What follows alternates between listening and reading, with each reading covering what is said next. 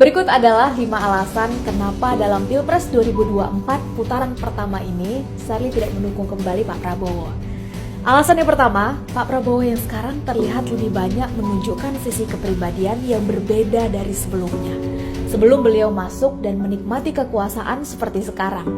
Beliau sekarang terkesan sangat pragmatis, jumawa, arogan, kasar, pendendam, mudah tersinggung atau emosional, dan tidak welcome pada kritik. Mungkin saja Sherly salah atas penilaian tersebut, tapi itu yang setidaknya sangat terlihat menonjol akhir-akhir ini.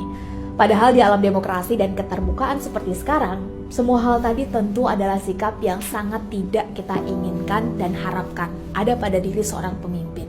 Apalagi diri seorang presiden yang merupakan kepala negara sekaligus kepala pemerintahan. Alasan yang kedua, beliau sekarang terlihat lebih fokus terhadap kekuasaan yang ingin diraihnya daripada menghargai proses untuk meraihnya. Kalau dulu saja beliau bisa melarang atau meminta pendukungnya untuk tidak melanjutkan demo yang konstitusional di depan Bawaslu dengan alasan demi kebaikan dan harus menang secara moral yang tinggi, lalu kenapa sekarang beliau seolah tetap memaksakan diri meminang cawapresnya yang sudah terbukti secara jelas proses lolosnya divonis melanggar kode etik berat dan kental dengan nepotisme. Bahkan sang pemutusnya saja diberi sanksi diberhentikan secara tidak hormat dari jabatannya sebagai ketua MK.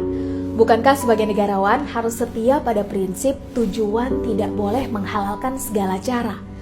Andai Mas Gibran bukan anak seorang presiden aktif yang memiliki begitu banyak kekuasaan dan kewenangan di belakangnya, seberapa yakin kita bahwa Pak Prabowo masih akan tetap ngotot meminangnya? Alasan yang ketiga, Pak Prabowo yang sekarang seperti kehilangan rasa percaya diri dan jati dirinya, sehingga terlihat jadi sangat bergantung pada Pak Jokowi. Ya, slogan dan ide besar yang dahulu selalu Pak Prabowo sampaikan, sekarang sudah terasa mulai banyak bertentangan dengan praktiknya. Slogan terkait kebocoran anggaran, keterbukaan, penguasaan ekonomi oleh asing, dan kemandirian bangsa yang dahulu sering kita dengar dari beliau, sekarang seolah berdiri dalam ruang hampa. Terganti dengan puja-puji berlebihan Pak Prabowo terhadap Pak Jokowi beserta ide dan kinerjanya. Berdamai dan berbaikan dengan lawan tentu diharuskan, tapi mendadak memuji berlebihan hal-hal prinsipil dan mendasar yang dahulu sering dikritisi tentu adalah hal yang berbeda. Bukankah pengabdian tertinggi itu seharusnya pada kebaikan dan kebenaran, bukan pada kekuasaan dan atasan? Alasan yang keempat, pasangan Pak Prabowo dan Mas Gibran seolah tidak memberikan harapan baru. Memilih Pak Prabowo dan Mas Gibran sekarang seolah hanya akan melahirkan fenomena Presiden Jokowi jilid ketiga saja. Sementara dengan 2 periode Presiden Jokowi saja, kita sudah merasa limbung. Apalagi jika seolah harus dilanjutkan dengan jilid ketiga, jilid keempat, dan seterusnya. Utang kita sekarang saja sudah di angka 8.000 triliun lebih, atau sekitar 28 juta rupiah apabila dibagi rata pada setiap penduduk Indonesia. Dan itu belum termasuk utang ribuan triliun berbagai BUMN. Padahal di akhir masa PSBY tahun 2014 lalu, total utang kita itu masih di angka 2.600 triliun lebih sedikit. Itu berarti di masa Pak Jokowi kita berutang amat sangat banyak, sehingga utang kita naik 3 kali lipat dari total keseluruhan utang 6 presiden pertama negeri kita dari masa Presiden Soekarno sampai masa Pak SBY. Bahkan bunga utang tahunan tahun 2024 saja sudah hampir menyentuh angka 500 triliun setahun, lebih besar dari anggaran pembangunan IKN. Artinya, sebetulnya dengan bunga utang tahunan saja, kita bisa membuat 1 buah IKN, andai tidak punya utang sebanyak itu. Silakan teman-teman cek langsung situs Kementerian Keuangan. Dan itu baru cicilan bunganya saja, belum dengan pokoknya. Ya, betapa besarnya beban kita. Sehingga rasanya sangat tidak mungkin apabila ini semua masih akan terus dilanjutkan berjilid-jilid kemudian. Alasan yang kelima, karena Sherly dan kita semua tentu sudah sangat rindu dengan alam demokrasi yang sehat, yang penuh dengan harapan bukan justru ketakutan. Yang semua itu rasanya sangat tidak mungkin apabila harus ditunda-tunda lagi.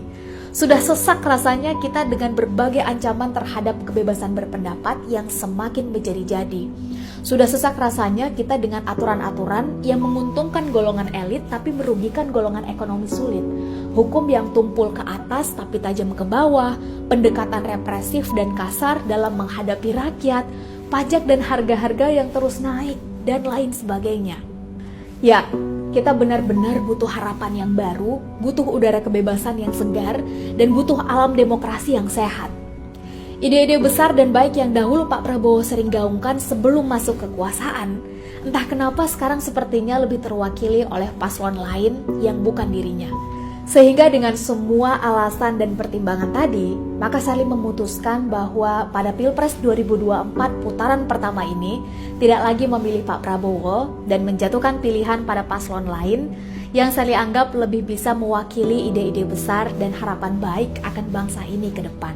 Dengan video penjelasan ini, Sally berharap tidak ada lagi teman-teman simpatisan Pak Prabowo yang terus membuli dengan kata-kata kasar dan jorok lewat DM seperti yang terjadi sekarang. Kita dulu pernah sama-sama diperlakukan tidak menyenangkan seperti itu. Maka alangkah baiknya apabila kini kita tidak melakukan hal yang sama.